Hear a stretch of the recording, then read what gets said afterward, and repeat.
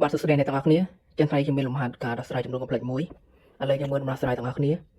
ឡូវយើងមើលសំណួរសកលគឺគេឲ្យយើងសរសេរ1បូកសិតជាទម្រង់ត្រីកោណមៀតចឹងយើងស្រង់សមិទ្ធកម្មបញ្ចូលមក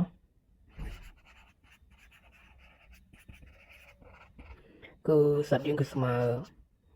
កូស2ផៃនៅលើ5បូក e ស៊ីន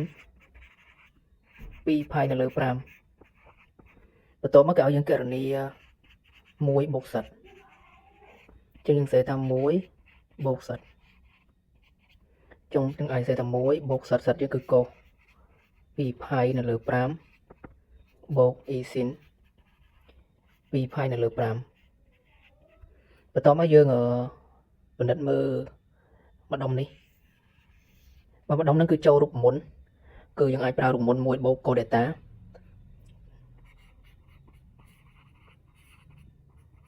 គឺស្មើនឹង2កូសការ៉េដេតាចែកជា2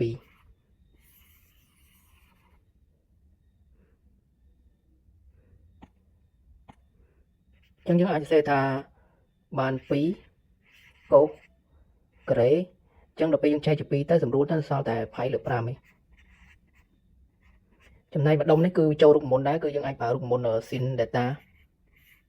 sin data គឺស្មើនឹង2 sin data លើ2គុណឲ្យកូស data លើ2អញ្ចឹងវាបាន2 e sin អញ្ចឹងយើងចែកនឹងសម្រួលនឹង2ទៅបានផៃលើ5គុណឲ្យកូសផៃលើ5ដែរអញ្ចឹងយើងពិនិត្យមើលផលបូកនឹងគឺមានកូសផៃលើ5ដូចគ្នាអញ្ចឹងយើងទាញវាជាកតាទាញបូកផ្សំមួយលេខ2មួយទៀតយើងទាញ2កូសផៃលើ5ជាកតាអញ្ចឹងតួដកទី1នៅសល់កូសផៃលើ5បូក e sin ផៃលើ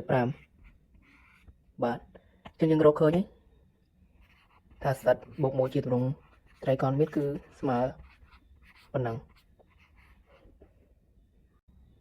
បាទឥឡូវយើងក៏លេខមើលសំណួរសកលគឺគេឲ្យយើងរក model និងអាល់ហ្គូម៉ង់នៃ1បូកសិតស្វ័យគុណ2013អញ្ចឹងដំបូងយើងសរសេរថាគេមាន1បូកសិតគឺស្មើ2កូសផៃលើ5កតាឲ្យកូសផៃលើ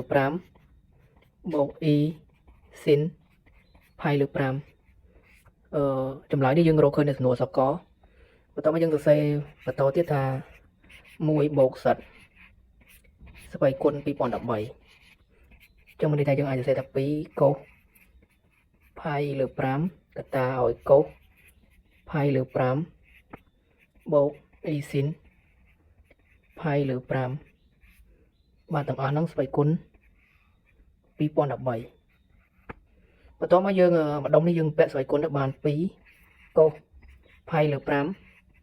ទាំងអស់ហ្នឹងស្វ័យគុណ2013ហើយម្ដុំនេះយើងប្រើរូបមន្តដមអញ្ចឹងវាបានកូស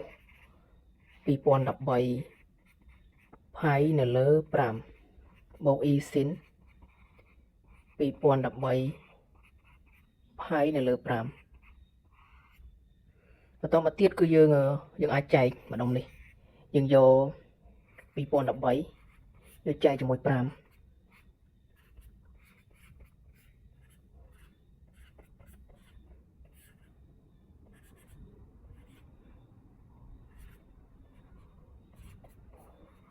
បាទអញ្ចឹងយើងចែកទៅយើងឃើញថាបានលទ្ធផលបែបនេះអញ្ចឹងយើងអាចសរសេរវាថាបាន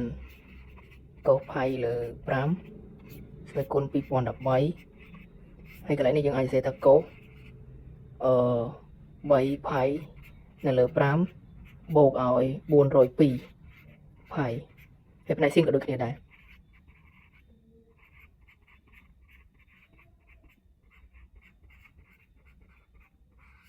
បាទអញ្ចឹងមកដល់នេះយើងពិនិត្យមើលឃើញថាម្ដុំនេះគឺចូលរូបមន្តអញ្ចឹងយើងអាចបំលែងវាបានជា2កូសផៃលើ5ទាំងអស់នោះស្វ័យគុណ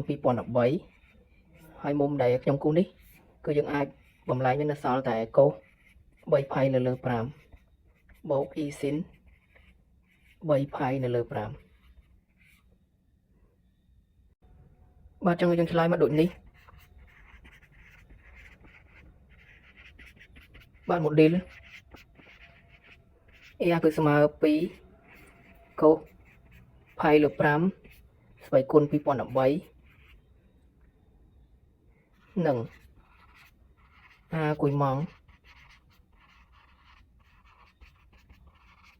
delta ហ្នឹងគឺស្មើ3ផៃនៅលើ5បូក2ការផៃហើយការគឺជារបស់សំណុំចំនួន complex